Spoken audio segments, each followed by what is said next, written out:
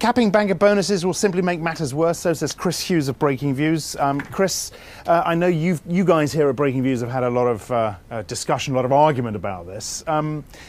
Just run us through your basic premise first.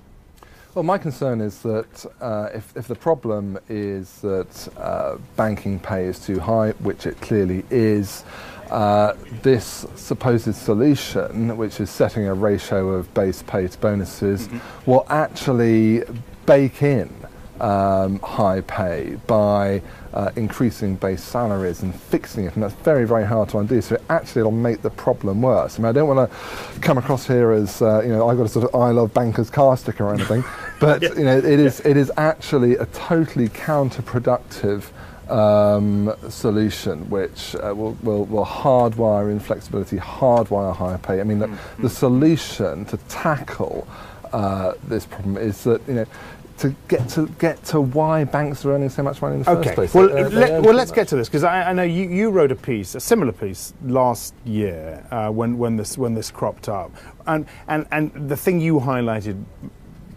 in that piece was what's the alternative? There doesn't seem to be an alternative right now. Yes, it's a credible opposition you have, but what is the alternative? Well, the ideal situation would be that the banks woke up to the problem themselves and didn't pay themselves so much. So they would, if they paid out more to shareholders, if they just rebuilt their capital faster and didn't behave in such a provocative way. I mean, to an extent, if they actually don't want this proposal, they've had it coming. But it would be far better if banks just showed some responsibility, some restraint, and focused on channeling their earnings to their own capital rebuild, to rewarding the equity shareholders who provide the risk capital. Of course, bonuses don't have to be paid out, right? Well, if you don't, this is the other way of looking at it, okay, let's start from first principles. The bank earns a certain amount, makes a certain amount of revenue. Its main cost is its people. Its main asset is its people. No one's saying that they don't deserve to be paid. No one's saying that they're not often clever and hardworking and shouldn't get some rewards for that. So that they're clearly.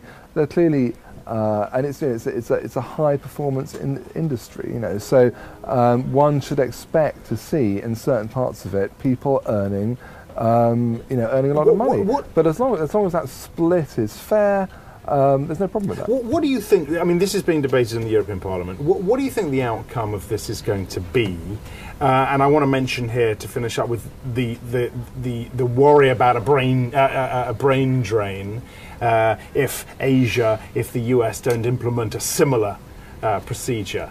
Yeah. Do you worry about that? I think the likely outcome, we'll see what actually happens, but it looks like we are going to get some kind of fixed ratio applying in Europe. It may be that firms are allowed to exceed that ratio and go up a bit higher, so it might be 1-to-1 or 1-to-2 with shareholder approval. The momentum here does seem unstoppable. I think the consequence, as I say, will be that banks will respond by simply paying people more in fixed salary, and it'll just bake in high pay. They will not want to lose people to other financial centres. So I'm afraid the response will be exactly what the policymakers don't want to see. All right. I know, there's going to be a lot of debate about this. I know George Hay over here, another Breakingviews columnist, is going to be writing a piece,